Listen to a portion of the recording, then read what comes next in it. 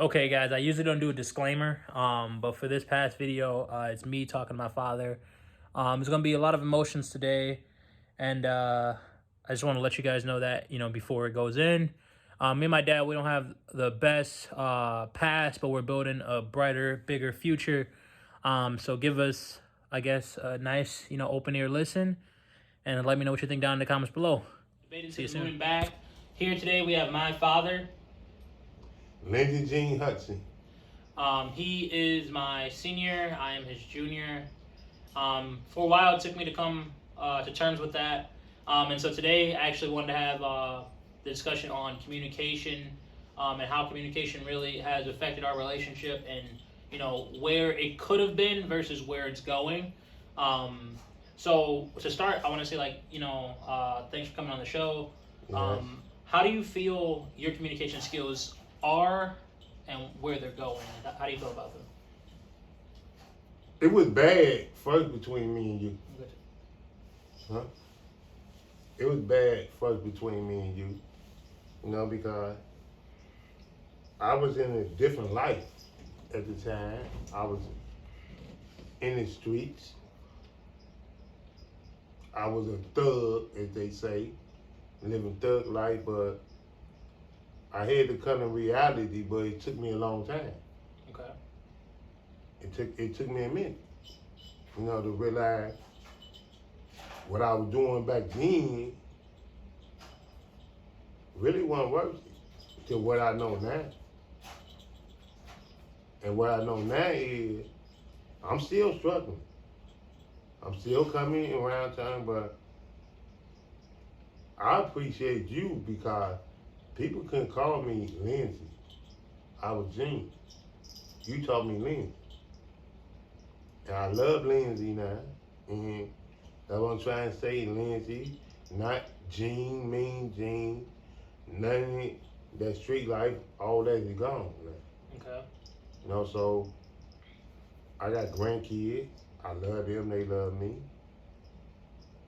So I'm just trying to grow. Just trying to move on. I'm not young no more, I'm old. Okay. So I know you mentioned the whole Mean Gene aspect and the separation between your first name and our middle name. Why was there a separation? Why do you what made you force there to be a separation? Why did you not enjoy the name Lindsey? What was the separation of tags? No, because when I was growing up, everybody called me Gene. So I was Gene. Didn't nobody really know my real name, Lindsey. It's a few people knew my real name. Okay. But everybody either knew me as Gene or they called me my street name, Mean Gene. So that's how everybody knew me about. It wasn't no everybody knew me by Lindsey back then. It was few people that knew my real name, but I always carried my middle name, Gene. Gotcha. And so would you say you carried it more as a persona, it amplified who you were at that time?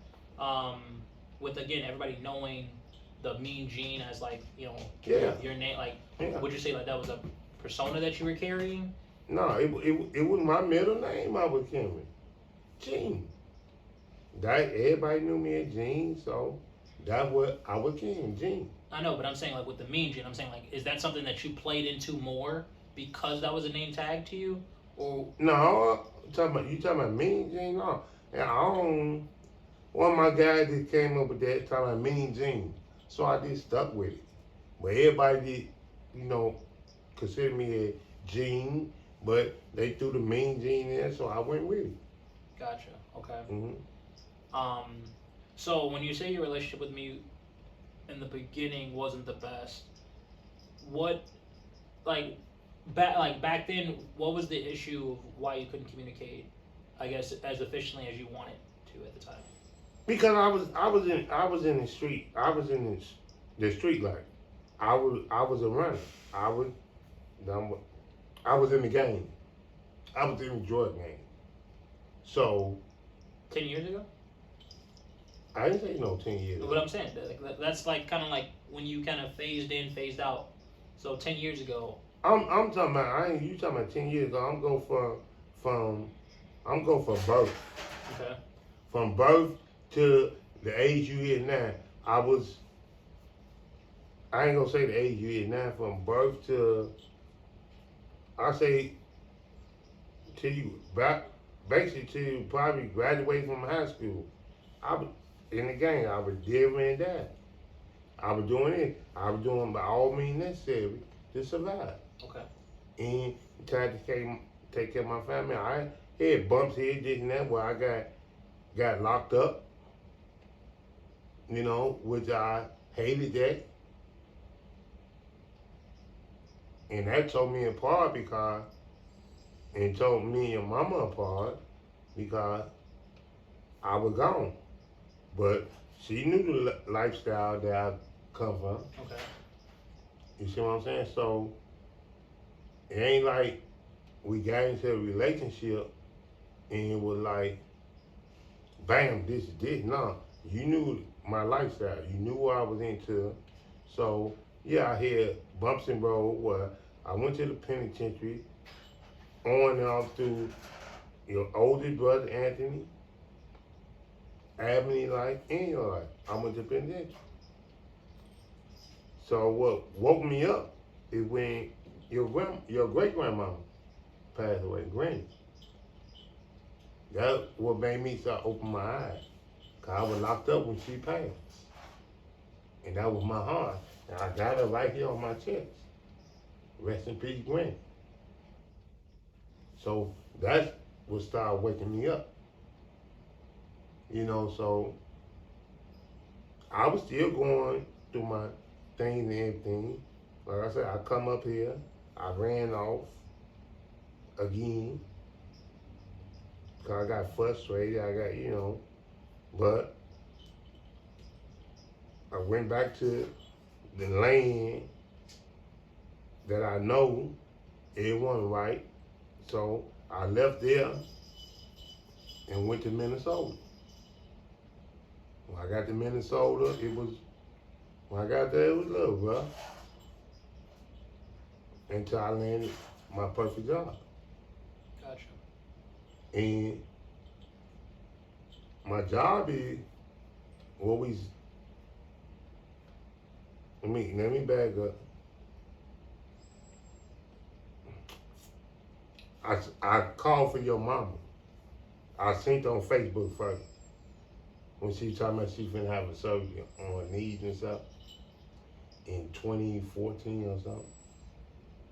So I seen that, so I reached out to her and, in point blank, we went to communicating back together after I left. Okay.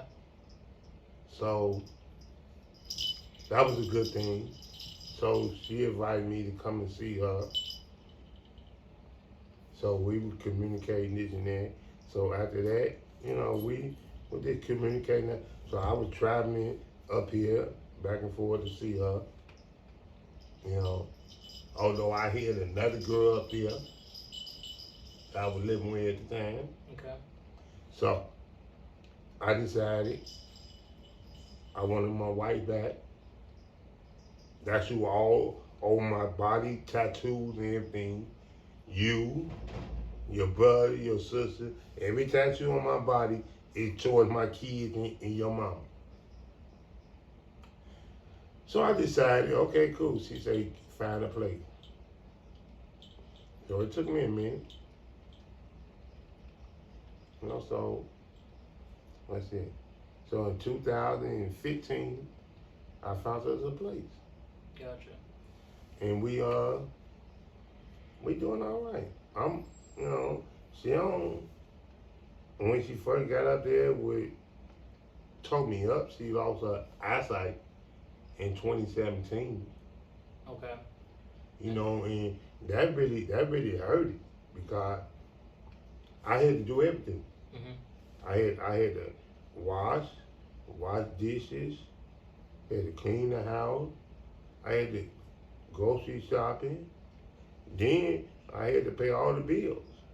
So it was very scary for 2 years. It was very scary. Because I had set the microwave for cook. Make sure she had her food cooked and everything before I leave to go to work.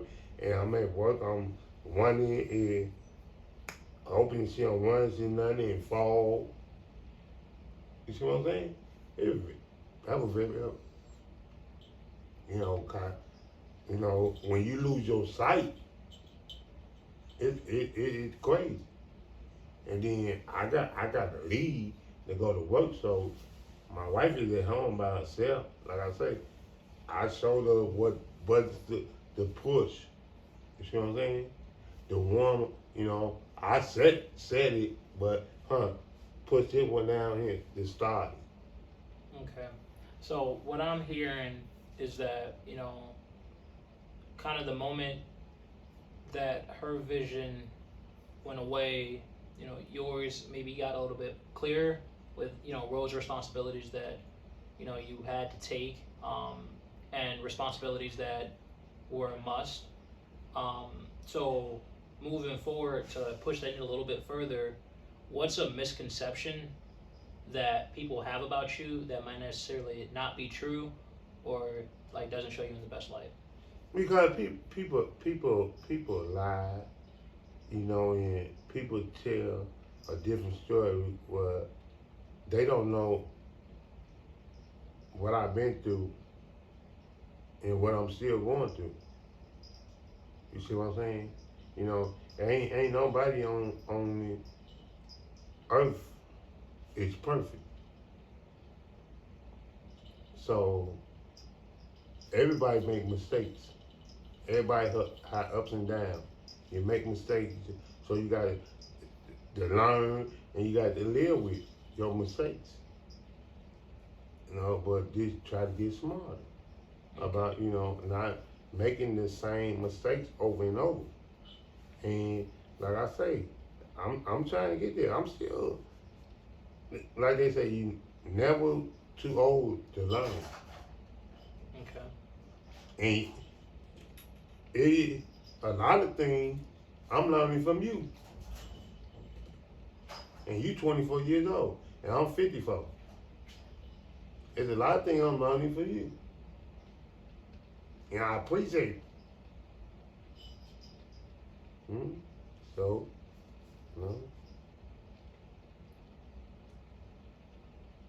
So now, obviously, people can lie, people can deceive. In your, I guess, childhood coming up, like, would you say that was maybe a defense mechanism, like that you played into, like where, like? I ain't gonna say no defense. It was how we were raised back in the day, because basically it wasn't no parenting. So basically we was out there to raise ourselves. Look, say your mom, your auntie, 14, 16-year-old having babies. You see what I'm saying? So now you taking a child to raise a child. So back then it was bam, bam, bam, hit this. I don't care about no kids. If you get pregnant, this and that. So, man, a child raising a child. And that, the era we come in, and I hate it, and it's still going on right now and then. A child raising a child. So it's bad because, ain't no. I remember back in the days where, I ain't gonna say I remember back in the day, but I can't say back in the day because I remember many times that when I done wrong, my mama keep the bedroom door open with that stitching cord. Wasn't no belt, a stitching cord. And whoop my ass. I remember my uncle here come and choke me up and whoop me. Both my uncles. I remember I'm in the tub and mama kicked the bathroom door. Bam! I'm in the tub. And she got, just think you in water and getting whooped. You know, so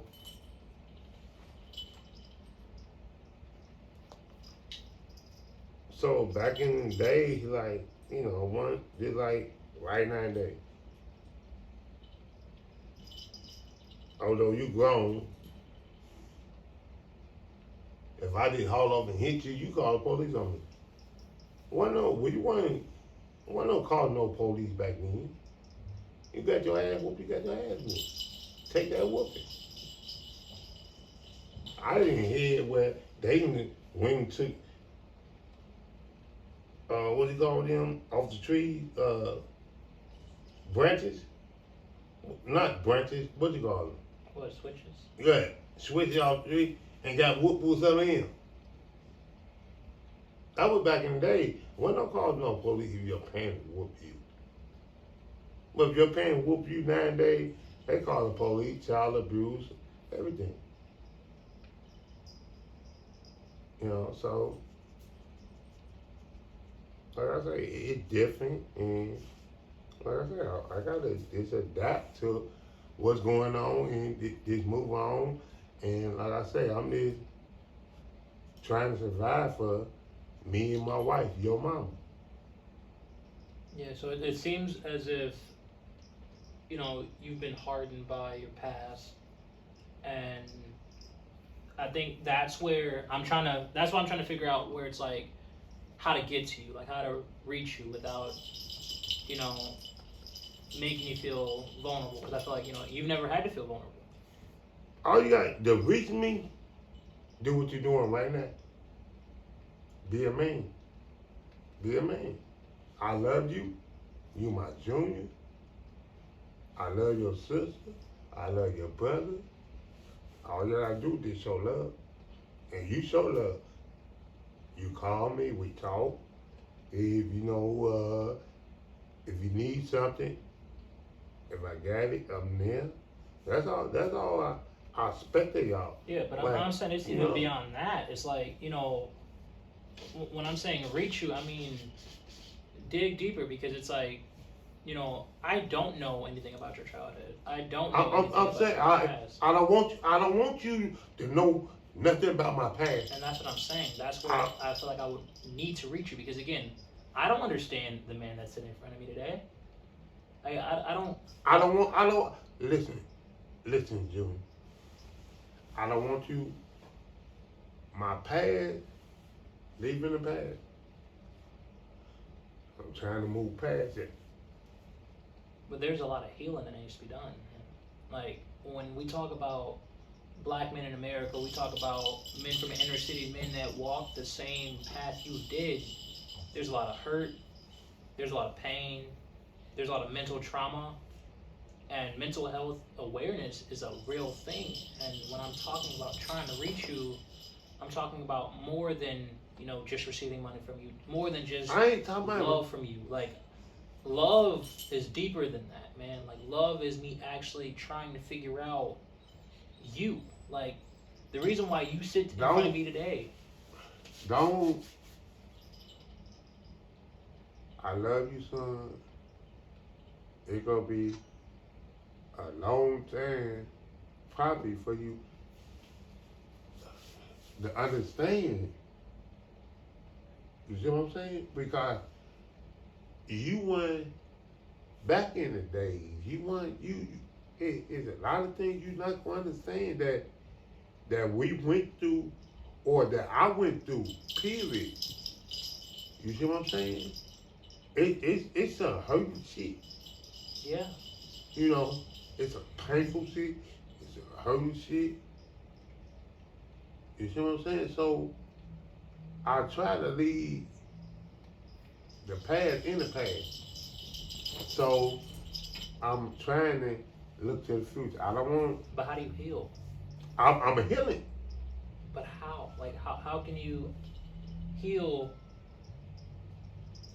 How can you heal without looking into the past? How can you heal without? Because again, you're building a bright future. You see what I'm saying? Because the thing is, you got, they say leave the past behind. You got to leave the past behind, because if you constantly think about the past, you go always be fucked up in the head. But you know what they say about the past? They like now you got me sitting here crying because you got me thinking about the past.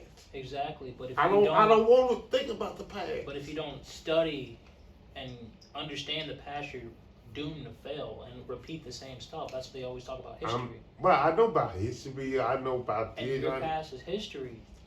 Again, think about it. The same way you feel maybe sometimes helpless, or sometimes you. But sometimes again. But what I'm saying is something you supposed to overlook and leave in the past, and you got to deal with. Just like what's going on right now today. You see what I'm saying? So this gonna be past. You see what I'm saying? So you got to deal with the consequences as come at you. Would you say the way you're dealing with it is healthy? No, it ain't healthy. So that's where I'm going with this. Like, I want to make it. We still filming. I want some tissue to put on my nose. What I'm wanting is it to be healthy. I want it to be a, you come to terms again. Like, even if like you're afraid to come to terms with some of the stuff that you had to deal with, it's, you being the best dad in the world. It depends on who you're looking at. I think that you were a great dad because of, again, the effort you put in with all your circumstances. You see what I'm saying? But when we talk about you a dad versus a granddad, I think you're the best granddad anybody could ever have. You are selfless. You travel miles for anybody. You buy them whatever they want. Like, you're granddad of the year when people are like questioning you trying to be father of the year. You're trying to do this stuff, but there's stuff that's setting you back from even getting to being father of the year. Because what's setting me back, because I was in the street. Exactly. And I was in the street. I wasn't there for Anthony. I was going in and out. Abney, same thing. And you the same thing. I was in the street. But anytime I went, locked up, and I was out, I took care of y'all to the best I can. But that's where I was, in the street life. And your mama knew that. Come on. You see what I'm saying? So, like I say, I wasn't the best dad. I tried to be the best dad, but that was my lifestyle. That was at the time, that was my bread and butter. Hustling. By all means necessary. And I hate that lifestyle. I hate that lifestyle. And I'm glad that I'm not into that lifestyle no more. But it's made you who you are today. And that's when we go back to healing. The black man never fully heals correctly because of what you're saying. Because you jump over, because again, you think about it. You said you were, from the time I was born to the time I graduated high school, that's over 12 years of me being in school. That's over 19 years of me being alive. Right. That's a lot of years to just gloss over in your life. You see what I'm saying? Yeah. And so to just be like, oh, we can start, pretty much now, when you're saying when I met you, pretty much, I really got to understand who you were, how much emotion there was inside of you when I was 19. I'm 24 now. That's only been 5 years of me actually trying to figure out who is my dad. How do I connect with my dad? You knew who your dad was, but... No, I knew the name, right. I knew the body. I didn't know who you were. That's when I go back to that connecting. I don't know how to connect with you. I don't know how to call you like, hey, Dad, let's just have a conversation. I don't know how to do that because of those things. Like, again... You can call me. I can call you, but it's the connection. It's the uncertainty of how do I connect? How do I connect with someone that I don't know? How do I connect with somebody that is... really terrified of his past because of the stuff he had to do and stuff that he had to see. And it's me trying to, again, I'm not trying to poke, sore wounds or anything, but it's like that's the healing I want you to do and I want us to do so we can project to be a better in our future. I told you the future is going to be bright. The future is going to be amazing. But it takes time. It takes us, again, like you said, having these conversations, being a man. You asked me a couple years ago, what is it to be a man? And I was like, well, I guess to face your demons. You were one of my demons because I didn't know you. I was your demon? Yes. Because the way I saw it, I'm like, I'm growing up. Until the time I'm 12, I don't have a father. You leave at 14, I'm like, am I not good enough? So I'm asking all these questions of, I'm doing the right thing, I'm getting the right grades, I'm performing in sports. But why do I not have a dad? Then when you leave, why do I have a dad that just keeps leaving? So I'm asking myself all these questions. And I'm like, now how am I supposed to connect when you're back at age 19? You think about all the trauma you've been through, yes, it's probably way worse than what I've been through. But I was in a child's mind at the time. And now there's a lot of growth and a lot of perspective in me trying to look back at those things. So when I'm calling you one of my demons, I'm not saying you were dragging me down or you were pulling me away from who I actually was going to be. You made me into the person who questions everything. You made me into the person who makes sure that, I know 100% about an idea or topic before I even go for it.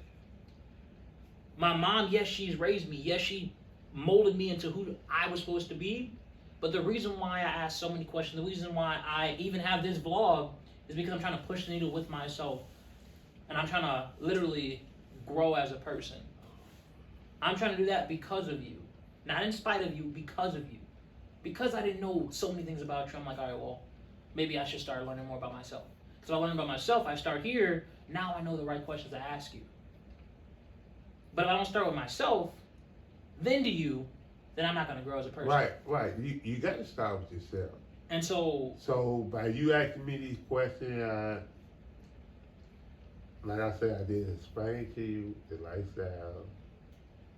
And I hate that you feel like, you was a demon or anything. But I always love you. You my junior. I respect what you're doing. But that was just the life that I lived. That, that I'm out of it now. Like I said, I'm still making mistakes here and there, and I'm still trying to grow, but I gotta survive. all right, guys. So you saw me and my father have a very difficult conversation. Some of the questions he answered, some of the questions he kind of went around. But that's one thing I wanted to point out. Like, when it comes to just, what a man's supposed to be, what mental health is supposed to be about. My dad suffers from a lot of mental health issues with unresolved things in his past. He has a lot of trauma that, he, dealt with the best way he knew how. So today it was all about simply just getting an understanding of what my father was and what our communication looked like is and where it should go. So it's your boy Z, and we are